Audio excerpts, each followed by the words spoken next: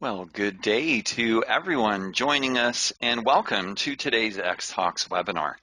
Today's talk is entitled, How is Mobile Technology Driving the Lab of the Future? My name is Andrew Jordan and I'll be your X Talks host for today. And a big thanks now to LabTwin who helped develop the content for this presentation.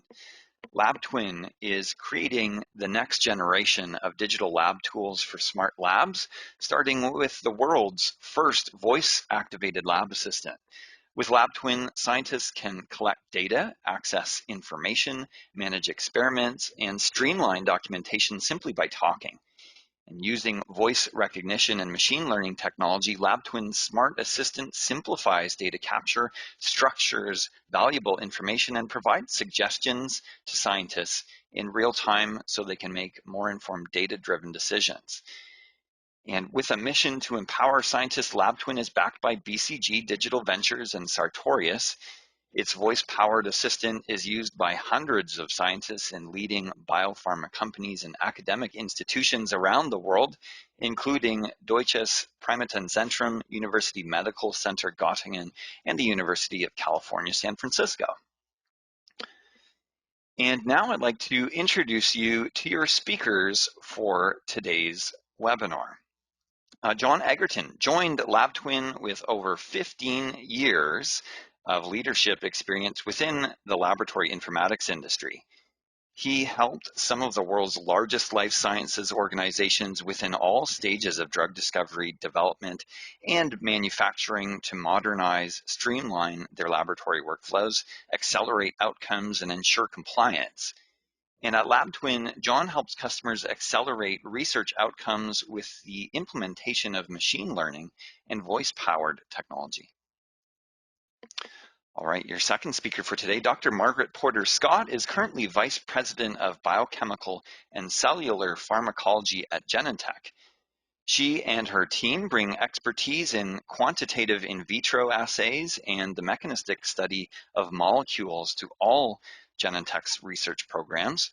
Her team is also responsible for bioanalytical and biotransformation assays for large molecule programs. Previous to joining Genentech, Margaret was Senior Director of Lead Discovery at Epizyme and was instrumental in delivering first-in-human inhibitors, including the recently approved drug tazemetostat for the treatment of epithelioid sarcoma. And prior to Epizyme, Margaret had over a decade of training in drug discovery through her scientific positions at Millennium, Neogenesis, Vertex, and Pfizer.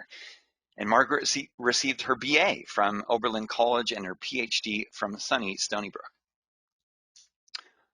All right, and finally, your final speaker here. Since the beginning at Bayer, Sebastian Christ has been involved in improving scientific workflows with innovative IT technologies. And as a digital lab consultant, Sebastian is developing in-house systems or cooperating with external partners to bring IOLT, natural language processing, and structured data into the Bayer labs.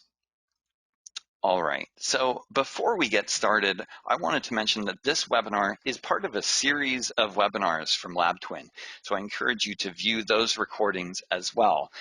For the webinars, Top Laboratory Informatics Trends in 2020 and Beyond, which featured a roundtable discussion with Alok Tai of Ignite, Oscar Cox, CEO of Invision, Guru Singh from LabTwin, and Thomas Hensler from Microsoft. And also the follow-up webinar, Opportunities and Challenges of Voice Assistants in Pharma R&D, featuring Matthias Frundl of Fraunhofer IPA, Magdalena Paluch, CEO of LabTwin, and Bruce Dembowski of Avantor. So I'm going to pass those links to those two prior webinars through in your chat boxes or your questions chat box right now. And feel free to click on those, save those for later. And hope you enjoy those. So I'm obviously looking forward to today's roundtable discussion as well. To get started, we're going to hear now the perspectives of each of today's speakers for this webinar, How is Mobile Technology Driving the Lab of the Future? And let's first take a look at the agenda here before we begin.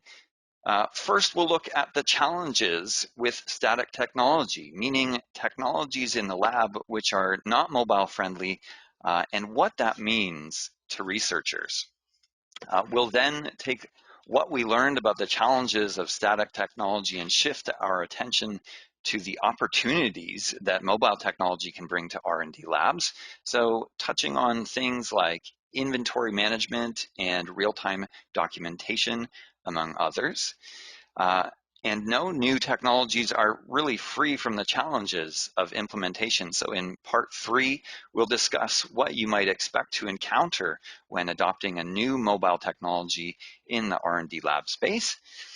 And finally, after those discussions of use cases and opportunities in today's lab, we'll discuss how mobile technology fits into the landscape of the lab of the future and what adoption now might mean down the road.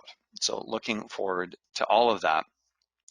Let's set some context here in terms of what it means to be using non-mobile or static technology in the lab. Broadly speaking, of course, this is really the most common type of technology. I think that it's been used really for generations in the lab. And I think it's really set a discourse of sorts around what could be accomplished in laboratories. And Margaret, working at Genentech, as I said, you're responsible for those in vitro assays, bioanalytical and biotransformation assays as VP of bioanalytical and cellular pharmacology. You've got considerable experience here in the lab as well. And I'm curious about your perspectives on this. What types of documentation challenges might you run into when working with static technologies? Yeah, so I'm happy to talk about this. You know, what's so important is that all the documentation that we have, it really should be in the service of innovation, right? Both the real-time innovation as well as the ability to call on those data for future insights. And, you know, as a senior person with a long career in the lab, it's really interesting to reflect on how we used to record laboratory information. Like my first job, I didn't even have a computer on my desk. We recorded everything in paper. And so you might consider that a challenge, but in fact, we were able to do everything in real time. There was only one medium, and that really did support the kind of innovations that were happening, you know, up until that time and for the, you know, hundreds of years of science up until that point and then. I think what's been interesting is that the transition from paper notebooks to ELNs is actually, I think, where we have lost some of that connectivity with the ability to innovate in real time from the bench. So, you know, for example, our first move was we had computers and paper notebooks, and we would go to our computer, print something out, and then paste it in our notebook. Then we had ELNs, which were totally separate stations. You oftentimes not even in the lab. So you'd, you know, sort of do your work in the lab and then do your ELN not in real time.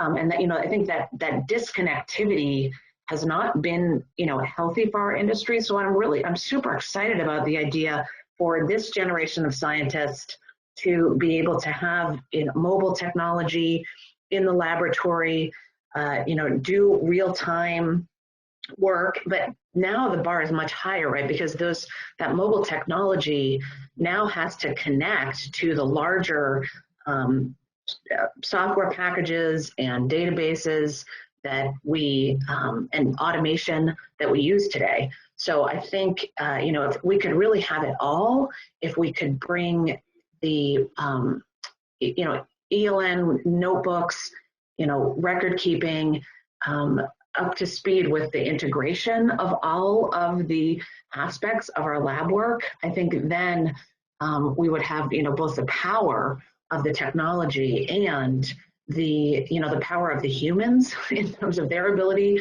to think and innovate in real time. So, you know, so the challenges of static technology are real, and I think it's kind of interesting to reflect that. I think, you know, we may look back on, you know, this first generation of the ELN as being, you know, a very uneasy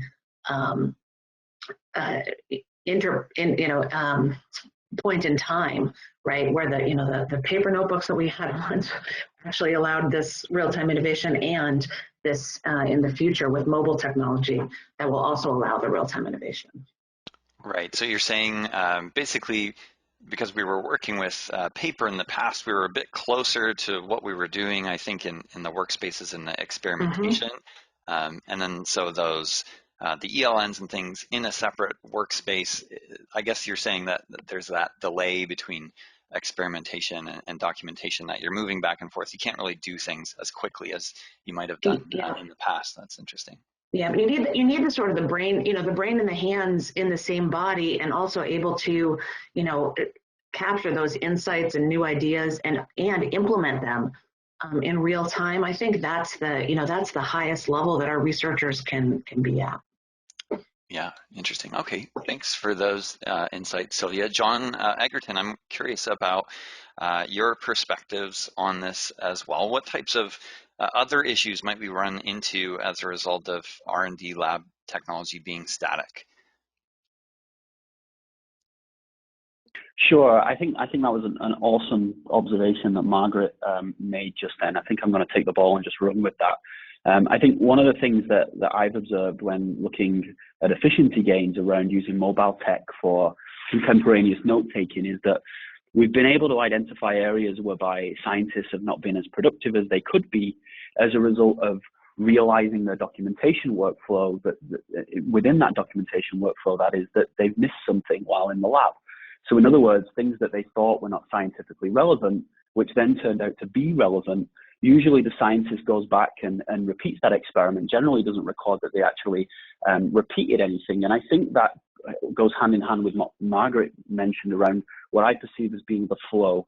You know, back in the day, the scientists had that paper notebook under their arm that was theirs for their research.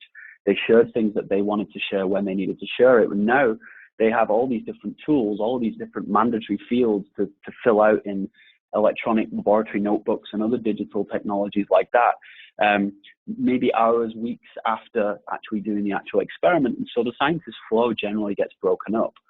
If you think in terms of data silos that's referenced on the slide here, you know, it's very easy to look at that as, oh, well, then in a lab, there's a couple of different solutions that scientists have to navigate, right? But this can and generally does get underestimated. So in a typical large pharma organization, there's usually different ELNs, different LIMS, different SDMSs, and other technologies, depending on the discipline. So things like large molecule versus small molecule R&D, for example, which can, for example, make antibody drug conjugate R&D a bit more complex from an IT perspective. If you just get away from the science for a second, then you just have the split between R&D and QC, you know, the traditional split there. And this is all assuming that every site is using the same technologies, which generally they don't, especially if there's been a range of company acquisitions over the years. Many organizations try to then aggregate that data with yet another piece of software, but that is still in itself static, and it doesn't really lend itself to being immediately available to the user when they need it, which is generally while they have their gloves on. And so if I go back to Margaret when she mentioned interruptions and kind of flow, I'm actually reading a book at the moment I'm geeking out on it. A guy called Cal Newport made a book called Deep Work, and he talks about flow. You know, when you're in the zone, when you're in any kind of, you know, work that you're doing. And I think this is really important in the lab. He mentions that you know, getting a ding on your phone or getting someone phoning you up and wanting to chat about, you know, the latest episode of Game of Thrones, you know, even if it's a slight interruption, it actually takes the human brain about 30 minutes to get back into flow. So if you consider a scientist who's got like loads of egg timers going off near the fume cupboard, you know, they have to put a pipette down to pick up a pen and then write something down, or they have to leave the lab to go look something up because it's on a PC somewhere. They need to open up their LIMS or something like that. I think this links really well with what Margaret said as well. Yeah, I think so. Lots of great perspectives. I didn't realize 30 minutes to get back into that flow state. That's incredible.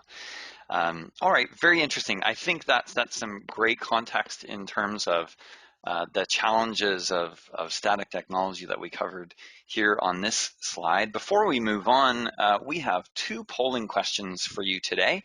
The first of which is appearing on your screens, audience member screens right now, and you can vote on this in real time by clicking on the options there. So, Do you think your lab is ready to use mobile technology? So things like smartphones and tablets, integrating that into your own laboratory. So your options here, yes, we're currently using it. Another option here, yes, we're planning to. No, we don't have any plans yet. Or maybe you'd like to, but lack the budget at this point. So is your lab ready to use mobile technology? Lots of votes coming in right now. I'll give you a couple more seconds to get your last votes in, and we'll close polling here and take a look at what your colleagues think. So let's do that right now. And there we have it. 59% no, we don't have any plans yet. 24% saying yes, we're planning to, and 18% saying we'd like to, but lack the budget at this point. Interesting. Thanks, everyone, for voting on that first polling question of the day. We have another one coming up in a slide or two here. But let's move on here to our next topic. So obviously, there are some unique opportunities here when considering the adoption of mobile technologies in the lab, now that we've discussed what it can mean to use static technology. So Sebastian, I was fortunate to review the presentation you had passed forward for use cases of mobile technologies in the R&D lab. And it's my understanding that at Bayer, you were driving a type of Lab of the Future initiative there. Can you give us some insights to that IoT platform and the IT architecture setup you were using in that pilot program? Yeah, sure. I'm happy to do so.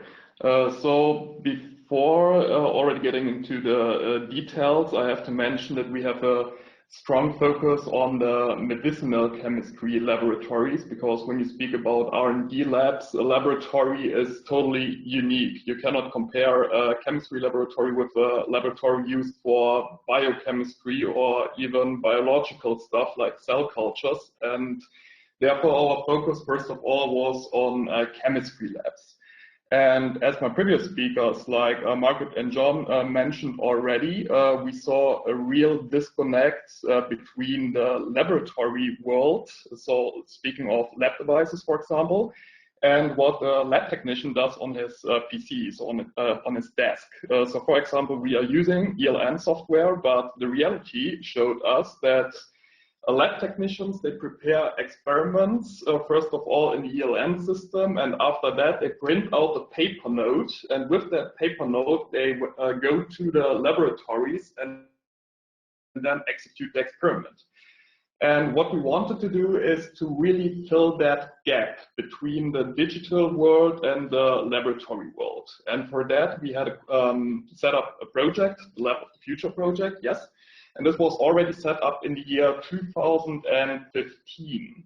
And back then we had a totally different approach what we have right now. So first of all, we experimented with wearables and also smart glasses, speaking of the HoloLens, for example. And with that, we had more something like an augmented reality approach, so that when a lab technician wants to weigh in substances at a balance, he has a projection with that HoloLens of all the substances and how much you have to weigh in. So this was also our first approach. But our conclusion out of that was that back in the year 2015, those technologies, they were simply not mature enough. Like the capacity of the battery was too low, or just thinking of you have to wear a HoloLens for 8 hours a day. This is simply too heavy.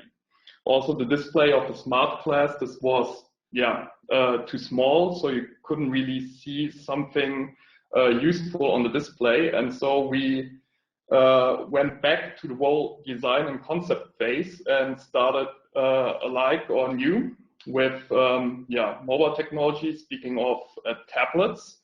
So we asked a lot of lab technicians with a questionnaire, how do you think can a tablet help you with your workflows in the laboratories? And we then recognized, like, okay, we need not only a tablet, which is or displays a stripped down version of our ELN system, for example, it also needs access to the lab devices. And for that, we searched the market for an IoT solution, and we then found a solution where we use Raspberry Pis to connect to a lot of our lab instruments. So the requirement for that is that the lab instrument either has a RS-232 serial port or an USB port. And with those connection types, we can then plug in the lab device into the Raspberry Pi. And this Raspberry Pi then has drivers designed for specific lab instruments and catches the data from this lab instrument and sends it to a central server system. And this is more or less the central part for our whole project, because with the central server system, which has got open APIs and therefore RESTful interfaces, we can build up a connection between a tablet application and this IoT platform. And therefore we designed an application where lab technicians can review first of all the experiments and, for example, all the information like how much do I have to weigh in of a special or specific substance. And the lab technician is also able to monitor the lab instruments and also send commands to these lab instruments. Like, I want to heat up my reaction mixture to, for example, 40 degrees Celsius. I want to stir it for 15 minutes at a rotation speed of, for example, 300 rotations per minute. And with this information, the lab technician can then monitor the whole experiment. He also gets notifications on the tablet if there is any error and if he needs to interact with the devices. And furthermore, we have designed more interfaces between the application and all the other IT systems. For example, the ELN system to really transfer real-time information directly into the documentation of the experiment. But we also build up interfaces, for example, to the analytics platform, like the LIMS system, or also your chemical inventory system. This is thinkable, like if you directly want to reorder a chemical, or if you also want to look up the position of a chemical, if you need to find it first before you can weigh in the substance. Awesome. Yeah, so many amazing things I think you implemented there. I think you touched on data access points that we're looking at the slide right now, remote monitoring, inventory management, all super interesting. Love to see what that looks like in real life. Margaret, when your team is working in the lab, I imagine many of your experiments are time sensitive and obviously require some sterile or aseptic conditions. Do you see opportunities for mobile technology helping with those aspects of lab work? Yeah, so we touched a lot on the idea of real-time documentation. I think the other piece that I'm really excited about is the ability to access information that is needed. For example, SOPs that are already available, and you could even the ideal world would be to use the mobile technology to make and record the changes of the day to that SOP, any different conditions, different plates. And then the other piece that I am really excited about is the ability to integrate barcoding. So we are really passionate about, the right molecule in the right well at the right concentration, and doing that well it uses a barcode-driven process, throughout, from the initial sample receipt all the way through the dilutions, and then ultimately connecting that to what's in the database. And so, the mobile technology can be the barcode readers. It can, and then as well as connect the actual processes in the lab to the SOP, to the automation. So I think that, the ability that the researcher can, walk around with something that can record every piece of their experiment, as well as all the modifications. I think that's incredibly exciting potential. Right, absolutely, yeah, that makes a lot of sense. And Jon, we've covered a lot of use cases here on the slide already. Anything that any other use cases that stand out here as being particularly impactful? Sure. So, so in terms of GXP, I think there's an obvious pairing there of mobile and voice technology, along with technologies such as AR glasses, just like what Sebastian spoke about. GMP especially, whereby you're better able to prove that analysts followed a particular SOP by having almost like a pack, which would constitute the SOP, the transcripted notes and comments, the actual voice recordings, and even video, possibly showing that they took a sample from a particular location on the production line to bring into the QC lab, or selecting a particular reagent out of inventory and observing the barcode before progressing to the next step, because they'd have, some kind of Google Glass or Microsoft HoloLens type mobility hardware on them. With integration to hardware such as Bluetooth pH meters, for example, mobile technology starts to get quite interesting versus some of the traditional ways of integrating devices in the lab from a compliance perspective. Utilizing the device's functions itself, like a smartphone or tablet, such as GPS, location tracking, RFID scanning, and other similar mobility functions would also help when preparing for an audit.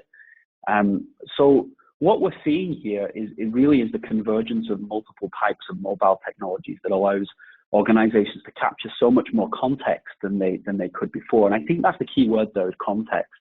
And an additional area where clients are speaking with myself is around remote assistance, this concept of being able to simply get hold of someone in the lab while they're still working, in order to get advice. So if we were to further augment that with the glasses, for example, that I described earlier, the recipient of the call or the message would be able to see what the scientist is working on and be able to provide advice, or maybe even a second signature as part of some kind of 4 eyes section of a workflow. Sebastian also touched on integration to external systems, and those guys are using Raspberry Pis to do the aggregation of data there. We've observed scientists that are working on, for example, cell culture, and those guys are literally sitting at a bench for maybe 6 to 8 hours a day with no tools for digitizing that workflow. And we've seen opportunities there where literally these guys are blowing through plastic and glass stirrers, and they could literally be able to query, do they actually have enough stock to complete this run? Where is this location? Where is the location for this stock in the organization? And maybe they can make a call from their mobile device to something like an ERP system like SAP to be directed where they could quickly go and replenish the stock. Or even, most labs usually have a roaming person that is working for a supply management company to be able to alert those people to be actually replenish the stock on their behalf. So there's quite a lot of opportunities here to kind of augment the scientist's workflow using these mobile tools. I think it's really cool. Yeah, wow. I think we covered a lot there on the slide as all of you are talking. And I'm realizing we have these 5 big categories, but there's within those so many different other opportunities that can probably evolve from that. And as technologies evolve, the mobile technology opportunities will probably evolve as well. Thank you, everyone, for that slide. I think we've got some good context there for opportunities.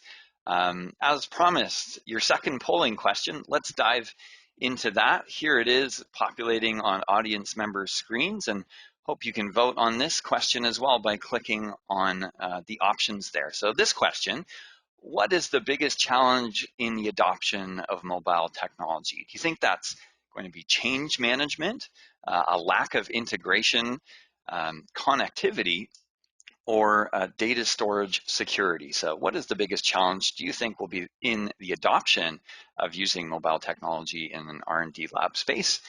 Looks like, again, most of you are voting on this question. Thanks for doing so. We're going to get the insights of all of you here in a few seconds, as I'm just about to close voting for this poll question.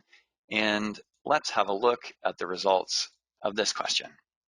Looks like 44% saying data storage security, interesting. 33% saying lack of integration, 17% saying change management, 6% saying connectivity. Interesting. Thank you everyone for voting on that second and final polling question of the day. And we'll move now to those challenges, a discussion of those challenges of adopting mobile technology in the lab. One of the options there was change management. It's always something to consider whenever you adopt a new technology. And I'm curious about the panelists' thoughts about trends and challenges that should be considered when bringing in mobile technology into their R&D workflow. What can keep this transition smooth? Margaret, do you have experience with changing the habits of colleagues when trying to adopt new technologies such as this? I do. I mean, I've seen the initial implementation of lab notebooks, ELN, for example, and I think in everything, and I've seen it at a few organizations. In everything you do, you always need to start with the people and the purpose. Right, and it needs to, in order for it to really be successful and adopted well, it needs to be a pull and not a push. So, I mean, those are probably pretty general principles of change management. And I think, the advantage of mobile technology, I think, is actually that, people have already fully adopted and embraced it. It's really actually a matter of the applications for the lab catching up to, the applications in the rest of society. So that part of it, I think the pull, is well in place. However, I mean, these challenges with integration are going to be very real, and, how to make it useful in a way that, solves more problems than it causes is absolutely non-trivial. And I'm sure we will get there. And it's, I think going to take some really hard work by some really smart people to get that all pulled through. I mean, and I think also in general, it can't be incremental. So it can't, I think it'd be cool to be able to, just convert something that is, text to voice for ordering, for example. That's cool. That is, I think it's even cooler if that, ordering process is part of, connects to your SOP, connects to your, colleagues, inventories as well, right? That, if it's really able to be part of a bigger system, I think that's where it's going to be, game changing and not incremental. And then of course, it's also thinking about the stakeholders, right? None of us are in a vacuum. In our labs, we're so interconnected. We get our, samples from several different groups. We send our data out to several different groups, and, thinking about how to get everyone so that it's a win for, not just kind of the folks in the lab, but also the people that are kind of, both up and downstream and collaborators as well. Mm-hmm. Okay, well, thanks for those insights there, Margaret. Jon, we saw there in the polling question, data storage being the highest concern of everyone voting on the poll question there. Are you seeing that same concern among your clients as data storage being a challenge in the adoption of mobile tech? Honestly, it's a question that comes up, but it's a question that can be, it's a challenge that can be addressed. I think the poll I found really interesting. I didn't expect the results to come out like that, to be honest. Because if you think about the questions and the options that were there, change management was literally the only option which cannot 100% be addressed with just technology. And change management has this huge human factor in it, emotion and ways of doing things and that are heavily ingrained in people's kind of working lives. So the fact that data security and integration and those things actually trumped the change management, actually, I'm not going to lie, it makes my job a lot easier. But if we think about security, you gotta think of a lot of different things. I mean, if we just for a second focus on what was said about change management, Margaret mentioned, because it segues really well into this. I'd like to add that it's not just about the end user habits and the acceptance of this type of technology, but a general embracing of this technology by IT organizations within pharma, for example, and the wider organization. So if we think about it, does providing a smartphone to a lab technician mean that the company should pay for a mobile phone contract? Should each employee be issued with an iPad, or should a pool of devices be adopted? Do organizations have strategies in place for this? There's other things that need to be done before you can benefit. And so if we think about security, should organizations embrace a bring your own devices policy, whereby users are trusted to use their own smartphones in the lab? This question can be complex. It generally comes up in some sort of interactions that I have with clients, because the main concern is that users would have the ability to take pictures and record information on their own personal phones if the mobile technology, that is, hasn't been implemented in a way which negates this. Wi-Fi connectivity, talking about the connectivity bullet here, sketchy Wi-Fi in the lab. There's also yet another shift in thinking when addressing the business IT landscape as a whole. This issue can be negated somewhat by providing a degree of offline working, but mobile tools generally require Wi-Fi. And so how do you access that Wi-Fi? Can you use the 3G, the LTE connection? There's a security implication there as well. Integration. In my experience of working with organizations wanting to apply new technologies in the lab, I've found that buying something new, or by buying or procuring something new, it means integrating to existing tools. More often than not, those existing tools are usually legacy. So in other words, old. So the challenge is usually the existing ecosystem. So a lot of technologies were never designed with connectivity in mind. A lot of them have proprietary data formats. Most ELN and LIMS companies, for example, will only really support more advanced integration as part of custom services. And so security has to actually be baked into those integration mechanisms as well. So it's a huge topic, but it is something that can be addressed with tech, which is, again, why I think that the polling question was actually quite interesting. Yeah, interesting. Thank you also for that. Yeah, definitely you struck a nerve here with me with the Wi-Fi connectivity here. We're all working from home these days. Finding that Wi-Fi connection, not always possible. So yeah, like you were mentioning, that ecosystem of tech might have to evolve along with that. Interesting. Thank you very much for that, for the challenges in adoption of mobile technology. I'm really looking forward to this slide, moving on to what we might see in the future. Sebastian, in your work, what do you envision for the lab of the future? What has been mapped out already, and are we just waiting for that to happen, things you discussed there, or are there new opportunities there yet to be explored? Yeah, so this is, I would say, really a tough question, but I would like to give my personal vision on that. So right now, there's still a lot to be done to design the lab of the future. And when speaking of the lab of the future, there's always a future. So there are still upcoming technologies you would like to implement or to at least experiment with this upcoming technology if this creates value to the workflows. And you have to start at some point. And this is really a difficult thing as you have to set the starting point.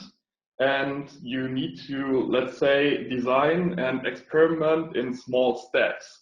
But the lab of the future also requires that you develop a really big picture, like what is the outcome of all of this. And yeah, to give you a hint, you first of all need to lay a solid foundation on that everything can build up on. So for us, we identified we need an IoT platform, at least for the research laboratories. And this is more or less our foundation. And so we need to get basic work done first, like we have to connect all our lab instruments. We need to build up interfaces between our IT systems. And it's also very crucial that you divide those IT systems. Like, don't try to create a bad marriage between a LIMS and an ELN system. Try more to think about a modular approach, like you have some center-specific platforms who deliver a service or which deliver a service to other IT platforms, and then you build up interfaces between those different IT systems. And there lies the great potential of the lab of the future, because once you have set this foundation with IT platform, for example, and with a lot of interfaces and therefore a lot of data communication, then there is a lot of potential what you can make use of. Like, for example, AI approaches. When you want to scan your experiments, you need structured data. How do you deliver structured data? You need like lab technicians who definitely know how to write structured data. If you don't have this, you need IT systems to automate this for you. And this is possible when you have the connection to the lab instruments and you have scripts and processes which then transfer all the raw data into structured data. And when you have all this at hand, then of course you can also think of the top-notch technology, like all your lab instruments and IT systems. When they communicate with each other, then you can also make use of voice commands, for example, like the standing at the fume hood, and then you need all of your hands, you have gloves on, and you need to shut down your vacuum, for example. Then you can maybe simply say something like, shut down the vacuum, and then there is the miracle, and it shuts down with all that fancy technology. So first of all, build up the foundation, and then you have to think big, create a really, really big picture of what is possible, because there's a lot possible. And of course, like we had the topic before, change management, keep that constant communication to your key users. Like, you need their feedback all the way to really design the lab of the future. Like, their feedback and input is crucial and necessary for the whole process. And when you have all of this, then you have everything at hand, so that this can be successful. Right, interesting. You were speaking a lot there to the foundations of building that lab of the future. What do you think, Sebastian, if people don't go ahead and build that foundation, do you think they'll be left behind as things progress forward? Is that something that you can realize at a much later date and then implement, or is this something that needs to be laid out early and rolled out? I would say you definitely have to think of that way earlier than just in a couple of years. Even if right now there is no off-the-shelf solution out there on the market, you can lay down the foundation, and this is definitely something you have to do. And when you wait for a couple of years, maybe then there is some new technology what you want to make use of. But if you want to make use of that, you need a fully connected lab, what you don't have at this point of time. And I would also say, if you don't have this foundation, then you have the garbage in, garbage out principle. So when you want to adopt, for example, AI and machine learning, this machine learning algorithms, they make use of the data you provide them with. And if this data is simply not transferred by a good foundation, like in a structured way and all this stuff, then you cannot even make use of the high potential technologies such as machine learning. So my recommendation would therefore be adopt now, think about how you can connect all your devices, how you can implement all of this, start right now, and then you might be prepared in the next years for all the upcoming approaches and technologies. Right. Okay. Noted. Thank you for that. Margaret, I definitely want your insights here as well. What do you think the impact of mobile technology is currently, maybe what you're using in the lab, and compared to what it could be in the future? Oh yeah, I mean, I think we have one or two orders of magnitude to go in terms of the impact of mobile technology. And we've talked already a lot about the, ability to do real-time experimentation. But I think what Sebastian was talking about is really important as well. It's the more information that we can capture more richly, more faithfully, more searchable later, though that is the information that can go into machine learning and bring, that one level deeper insight as well.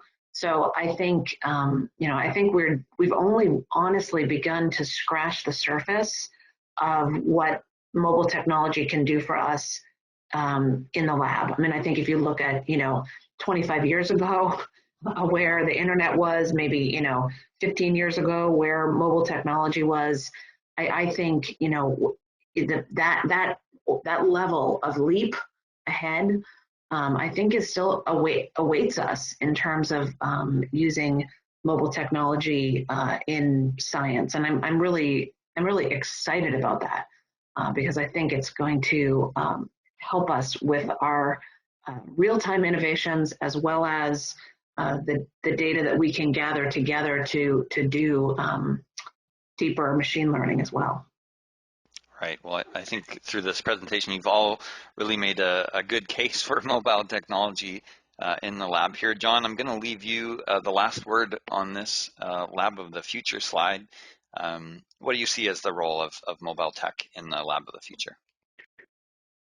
Sure. I mean, I wasn't planning to talk about this, but Sebastian has kind of seeded this now, and I'm a real geek at heart when it comes to this kind of stuff. But he mentioned AI algorithms and having data in the right place and recorded in the right way before you can let an AI loose on that data. And we're really only just making our first baby steps to that journey, as a kind of community.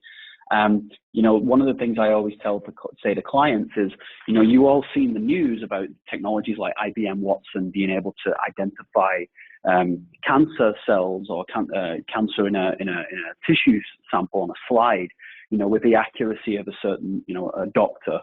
But what they don't tell you is that AI model has been trained, millions upon millions of times with the cleanest data that you've probably ever seen in your entire life. And so it isn't appropriate for, an IT manager to approach an AI algorithm company and say, I want you to point this AI at my ELN so that it'll tell me something that I don't know. Most people that I talk to describe those technologies as data graveyards. The big buckets of data that maybe one day you'll create some kind of SQL query to pull out a pretty report that might show you something. But generally, the data in there isn't best placed to give you information that you weren't looking for to begin with. And so I thanks, Sebastian. That was just a really cool thing that you mentioned there. But it's all about context and creating that context. And furthermore, everyone knows that the world is moving to automation. Right, but people generally think about robotics and factory settings when they think about automation. People tend to forget the automation of data, specifically the input and the access of that data. We've already talked about different data in different silos and the manual processes around managing that. So, I mean, as a general overview, I think the point of all of this is about empowering scientists. Making their lives easier by giving them, the freedom to work in more flexible ways. But in doing this, the organizations themselves also benefit in a lot of important ways. So anyone who's ever rolled out a new data management solution to a group of scientists, understands that if you force an inflexible system onto them, they generally find really creative ways of making that project fail, or at the very least getting around the rules that you basically set for them. So allowing them the freedom of working kind of hands-free in the lab, giving them access to data that they would have otherwise needed to go to another location for, allowing them to take notes contemporaneously without having to remove a glove or drop a pipette, means that the organization actually collects more data and, more importantly, more context around that data. Way more than if you were to force a scientist to populate a big set of mandatory fields in an ELN or a LIMS. And those, sometimes hours or even weeks after the actual experiment actually took place. It allows organizations to have better governance of the data and make better decisions based on the scientific community that works for that company that they've generated. Right. Okay. Well, yeah, thank you so much for that, Jon, for those insights. Thank you all for all of your insights throughout the presentation. I think it's a good point now to actually move forward. Just to quickly mention, Jon, you've got an opportunity for audience members here to connect with you. Is that right? Yeah, sure. So just quickly, at LabTwin, we're looking to realize this vision with the world's first digital lab assistant. We're just at the beginning of the journey, but hopefully from the conversations that we've had in this webinar, you can probably glean kind of what we're building here. I'd be more than happy to talk about this kind of thing more with you all, even be prepared to show you a demo of the platform if you're interested. So if you are interested, please feel free to get in touch either by sending an email here on the slide or by just requesting a demo via our website. All right, excellent. Thank you so much for that. Let's move forward with the remaining time that we do have for the question and answer session. So a lot of questions already come through in your questions chat box, but you can continue to send those right now using that questions window. This is the Q&A portion of the webinar. As I said, we've got some questions here already lined up. Let's start with the first and get to as many as we can for now. So first question we touched on a little bit, but looking for some further insights here. What sorts of adoption do you see in younger scientists versus older generations using mobile technology in an electronic version or versus paper? Are the workflows changing in ways that hadn't been thought of before these shifts? So I'll leave that open to the floor for whoever would like to answer. So yeah, I would like to comment on that because one of our lab technicians said a really good statement. He said, I want IT to follow me and not vice versa. And so this was also our leading motive for our lab of the future at Bayer to really design something modular which follows the end user, and so that the end user doesn't have to really adopt a lot of changes. And what is also very crucial is that we really communicate with the end user and ask for feedback, like, what we are doing, is this helping you at all, or can you imagine that this really helps you? And when the end user feels like I'm heard and I can also put my opinion into all of this, the end user would like to adopt also to the technology. And then even those older lab technicians who are really used to paper notes, they at least try to experiment with a new solution. And when they get into it and when they see like, oh, this is following my way, how I work, then they really like to adopt this because then they see the value adding things in all these new technologies.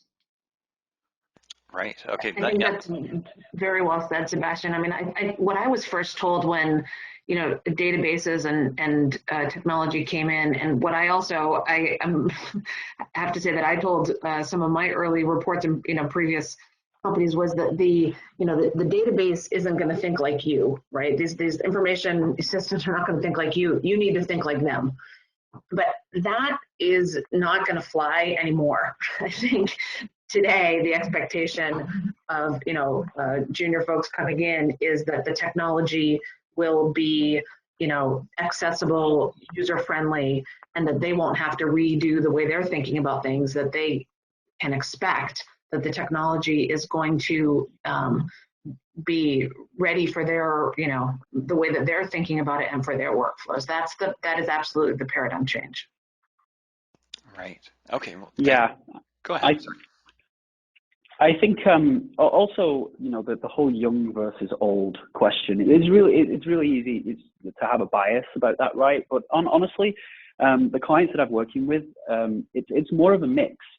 Just like Margaret said, you get the people, the younger folks, they're coming out of university, They're used to using their iPhones, their Android tablets, and those kinds of things. They go to work, they use Google Maps to navigate and get to work.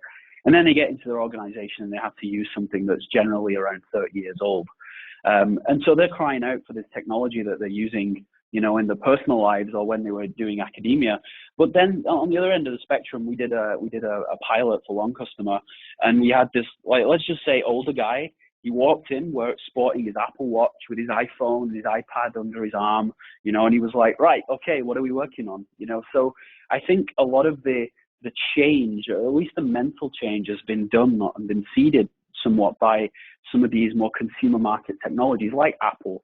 You know, you've got people, you know, my dad isn't a scientist, but, you know, he has an iPad and he uses it, and he's completely fine with the technology, and he's using, you know, he's got an Alexa, he's controlling his lights and all that kind of stuff.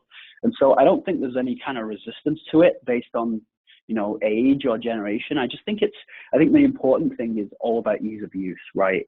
So yeah. One of the things we're really big on at LabTwin is, you know, if at any point in the workflow using mobile technologies becomes more difficult than picking up a pen and paper, the scientists will literally just choose to bring the notepad into the lab rather than the mobile device. At that point, you've lost. So it all has to be about ease of use, in my perspective. Right, and I think everybody wants that. I think there is, and that's not entirely a generational thing. I think everybody wants to have something that is user-friendly and easy to use. Yeah, makes a ton of sense. Yeah. All right, thanks for your insights on that question. Let's squeeze in at least one more question here before the top of the hour. Let's go. How can equipment manufacturers help make the use of mobile technology in labs easier? Any insights there? Yeah, so we were talking a lot also with manufacturers, and what is more or less crucial and what we have to drive as a life science company or industry is that we demand a standardization of interfaces and also how data is stored and how data can be processed. It needs to be open, it needs to follow a specific standard, and manufacturers more or less have to adopt this standard and also this open data format, because then we have something what we can use globally. And when they adopt to something like this and they deliver new lab instruments with this standard, then they also deliver a good aid to digitalizing laboratory workflows even more. Yeah, I think there's also you know, there's a reason why organizations like the Allotrope Foundation and Pistoia, the Pistoia Alliance, have been formed, and there's a reason why there's, you know, these standards like GAML and Animal that you know, they're a little bit older that have been worked on, and that is because there's a lot of proprietary data output file formats and integration mechanisms out there, and I don't really want to get into the kind of the motives around that. I think it's pretty much self-explanatory why vendors sometimes do that, but sometimes it's more from an architectural or technological perspective that, you know, integrating with something else was more an afterthought than making the product itself the best that it can be. And so that's something that I've kind of experienced. I've consulted with mass spec companies, with chromatography companies, you know, even like fume cupboard companies who are making like smart fume cupboards, and they're talking to us about integration and how to make like the next generation of kind of like smart benches and things like that. I think it's just all about, you know, ease of use. It's all about making sure that from an integration perspective, integration can be done in a standard way, and then so the attention always points to things like APIs. You know, how does your API work? Is it self-describing? Is it published on, you know, on the internet? Is it part of, you know, the OData, the foundation framework, or something like that? Is it open? Can a kid straight out of college read your API documentation and be able to integrate with your technology? If the answer is no, and in actual fact, they need to hire your consultants to actually build something custom just to basically get, you know, mobile technology to query a result or put something in the system, then you kind of got a problem. Then there's some work that you need to do in order to benefit from this kind of new new stuff. Right, absolutely. Well, thank you so much for that, Jon. Also, thank you to Margaret and Sebastian for your answers. We have reached the end of the question and answer portion of this webinar.